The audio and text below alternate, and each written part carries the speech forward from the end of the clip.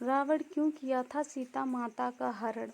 रामायण काल की सबसे बड़ी घटना प्रभु श्री राम एवं राक्षस रावण का युद्ध है। आइए आज इसके पीछे की वजह, सीता हरण की कथा अथवा सीता हरण की कहानी को हम विख्यात में पढ़ते हैं। आपने अक्सर सुना होगा कि हर चीज के होने के पीछे कुछ न कुछ कारण जरूर रहता है। ठीक उसी तरह से भगवान राम और रावण के बीच हुए युद्ध के पीछे सीता हरण एक वजह थी। आइए जानते हैं कि सीता हरण क्यों और कैसे हुआ। सरयू नदी के किनारे स्थित राज्य अयोध्या में राजा दशरथ जी राजा के पद पर उस समय विराजमान थे।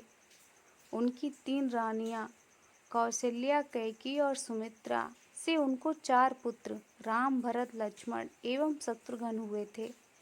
बहुत ही प्यार और स्नेह से उन्हें उन चारों का पालन पोषण हुआ।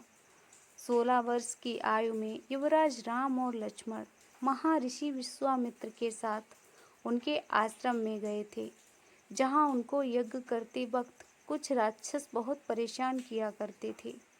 राम और लक्ष्मण ने उनका वध कर दिया और फिर कुछ ही समय बाद वो रामायण में सीता स्वयंवर में जनकपुर राज्य जा पहुंचे।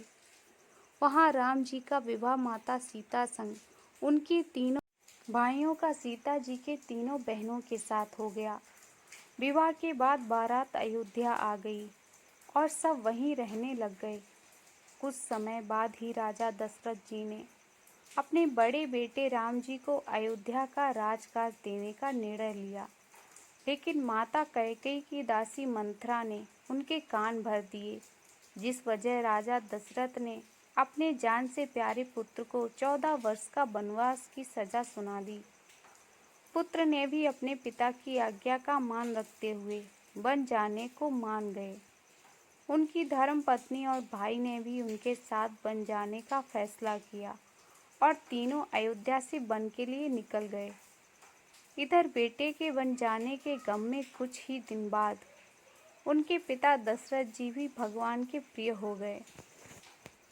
वनवास के 13 वर्ष का समय तो उनका ऋषि एवं मुनियों की मदद और राक्षसों का वध करते करते निकल गया।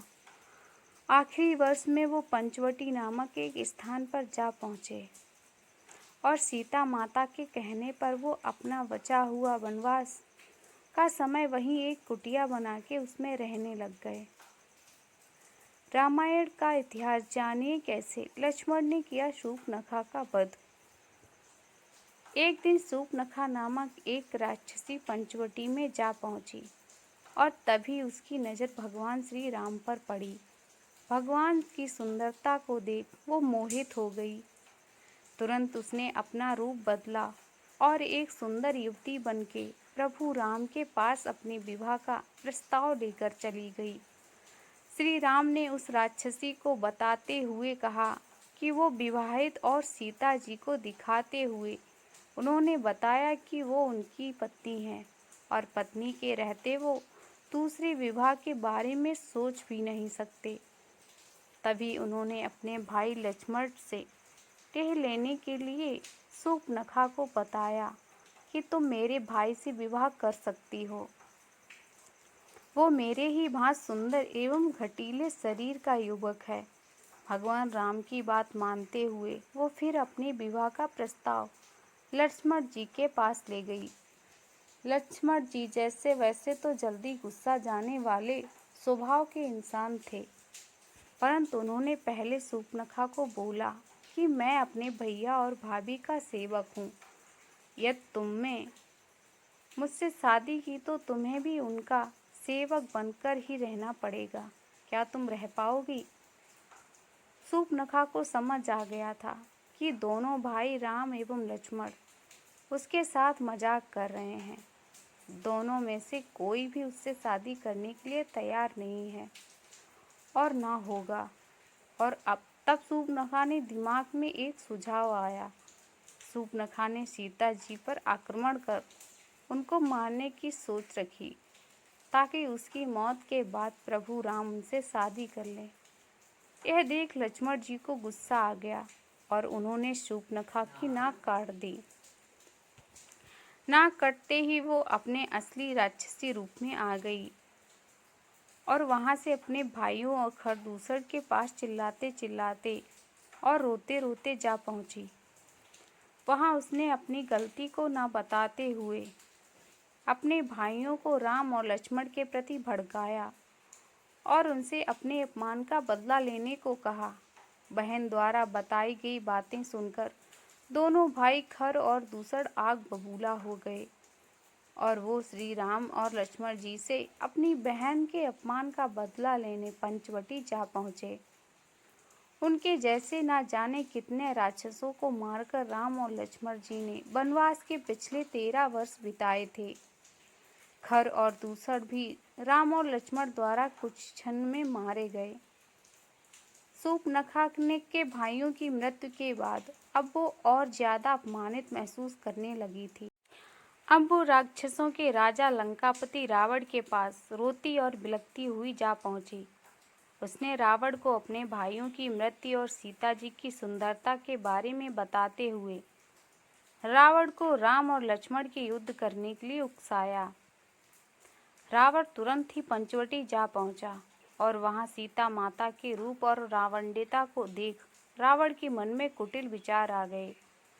साथ ही राम और लक्ष्मण की शक्तियों को आंकने के बाद उसको यह महसूस हो गया कि उनके रहते वो सीता माता का कुछ नहीं बिगाड़ सकता है।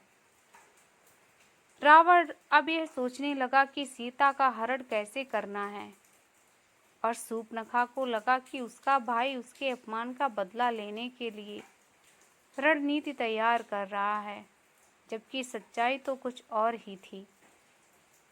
रावण अपने बनाए गए रणनीति में सफल होने के लिए राक्षस मारीच के पास जा पहुंचा। रावण जानता था कि मारीच ने तप द्वारा कुछ ऐसी शक्तियां प्राप्त कर ली हैं जिससे वो मनचाहा रूप आसानी से धारण कर सकता है। अपनी शक्ति के आधार पर मारीच पहले तो बहुत गलत काम करता था, परंतु वह अब वृद्ध हो चुका था और अपने बची हुई जिंदगी के बुरे कामों को छोड़ ईश्वर भक्ति में लग गया था। रावण की चाल सुनने के बाद उसका मन तो उसके साथ शामिल होने का नहीं था, परंतु वह उस काम को करने के लिए मान गया, क्योंकि वो जानता था कि यदि उसने रावण का काम किया तो प्रभु राम द्वारा मारा जाएगा और यदि उसने काम करने से इनकार कर दिया तो राक्षस रावण उसकी हत्या कर देगा। उसने सोचा कि रावण के हाथों से मरने से बेहतर है कि भगवान राम के हाथों ही मृत्यु मिले।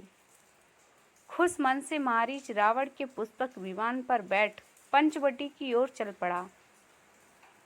रास्ते में जाते वक्त रावण ने मारीच को बोला कि तुम स्वर्ण मृग सोने के हिरण का रूप धारण कर पंचवटी में राम की कुटिया के आसपास तब तक घूमना जब तक सीता की नजरें उन पर पड़ न जाएं। पंचवटी पहुंचकर मारीच ने वैसा ही किया जैसा उसको करने के लिए कहा गया था। रावण ने सीता हरण कैसे किया था। सीता हरण की कथा और कहानी। जब सीता जी की नजरें उस स्वर्ण मृग पर पड़ी तो उनको वो बहुत पसंद आया और उन्होंने उसको हासिल करने की इच्छा अपने पति राम के समक्ष की। राम जी ने अपनी पत्नी की इच्छा का मान करते हुए अपने भाई लक्ष्मण को भाभी सीता का ध्यान रखने का आदेश देकर अपने धनुष लिए उस मृग के पीछे जंगल की ओर चल पड़े। काफी समय बीत जाने के बाद सीता माता चिंतित होने लगी और उन्होंने अपने देवर को उनके भैया को देखने के लिए जंगल जाने के लिए बोला। बड़े भाई द्वारा दिए गए आदेश का पालन करते हुए लक्ष्मण जी बोले, भैया का कोई बाल भी बांका नहीं कर सकता है और आप बिल्कुल भी चिंतित मत होइए। भैया जल्द ही उस स्वर्ण मृग को लेकर वापस आ जाएंगे। इधर मारीच ने स्वर्ण मृग के रूप में प्रभु राम को बहुत देर तक घुमाया। अंत में जब प्रभु राम जी को लगा कि वो उस मृग को पकड़ सकते हैं, तब उन्होंने उस पर बवाल चला दिया।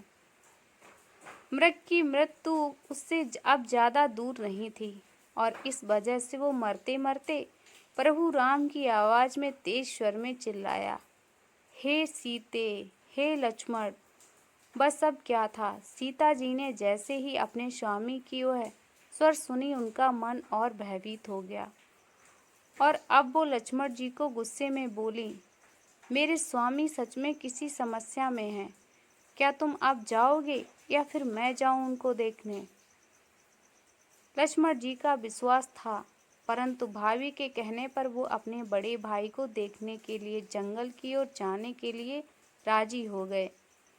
परंतु जाने से पहले उन्होंने कुटिया के चारों ओर एक रेखा खींची, इसको की लक्ष्मण रेखा कहा जाता है। जंगल की ओर जाते समय लक्ष्मण अपनी भाभी से बोले, चाहे कितनी भी बड़ी आपदा क्यों ना आ जाए, कृपया कर आप इस रेखा के अंदर ही रहें, जब तक वो या राम जी वन से वापस ना आ जाएं। इतनी देर से रावण इस वक्त के इंतजार में बैठा था कि कब सीता जी अकेले हों। मौका मिलते ही उसने तुरंत एक भिक्षुक का भेष अपनाया और भिक्षा मांगने के बहाने कुटिया के बाहर जा खड़ा हुआ। आवाज़ सुन सीता जी भिक्षा देने के लिए बाहर आईं और भिक्षा देने के लिए उन्होंने लक्ष्मण द्वारा बनाया हुआ लक्ष्मण रेखा को पार कर लिया। रावण ने ये देख बहुत ही खुश हुआ और वो अपने असली रूप में आकर सीता जी को चीखते हुए अपने पुष्पक विमान की ओर ले जाने लगा। पहले तो सीता जी को कुछ समझ में नहीं आया कि आखिर उनके साथ हो क्या रहा है, परंतु जब उनको समझ में आया तो उन्होंने अपने आभूषण जमीन पर गिराने आरंभ कर दिए, ताकि राम जी जब उनकी तलाश में आए तो उनको सीता जी के आभूषण देख उन तक पहुंचने का मार्ग ज्ञात हो सके। रावण के संग जाते वक्त माता सीता की सहायता के लिए चिल्ला रही थी। यह सुनकर एक विशाल पक्षी जिसका नाम जटायु था, वो रावण से लड़ने के लिए आया, परंतु रावण ने उसके पर काट दिए, जिस वजह से वो धरती पर गिर गया और कराहने लगा। दूसरी ओर वन में राम और लक्ष्मण मिल चुके थे और तब बात करने का उनको मालूम हुआ कि यह जरूर किसी की कोई चाल है और अब कोई अनहोनी ना हो गई हो। तभी दोनों भाई भागते हुए कुटिया पहुंचे और सीता माता को ना पाकर उनको सब कुछ समझ में आ गया। दोनों भाई सीता माता की खोज में निकल गए। रास्ते में उनको सीता माता द्वारा गिराए गए आभूषण मिले, जिसे देख उनको ज्ञात हुआ कि उनका अपहरण किया गया है। थोड़ी दूर आगे जाने के बाद उनकी मुलाकात जटायु से हुई और उसने राम और लक्ष्मण को सत्य बताया। जटायु ने बताया कि लंका का राजा रावण राम की पत्नी सीता को अपने राज्य लंका अपने पुष्पक विमान से ले गया है और उसने यह भी बताया कि जब वो मदद के लिए आगे बढ़ा तो उसके पंख रावण ने काट दिए। दोस्तों, यह थी सीता हरण की कथा और सीता हरण की कहानी। आशा है आपको यह लेख अच्छी तरह से समझ में आ गया होगा। आप चाहें तो इस जानकारी को अपने अन्य मित्रों के साथ सोशल मीडिया के माध्यम से शेयर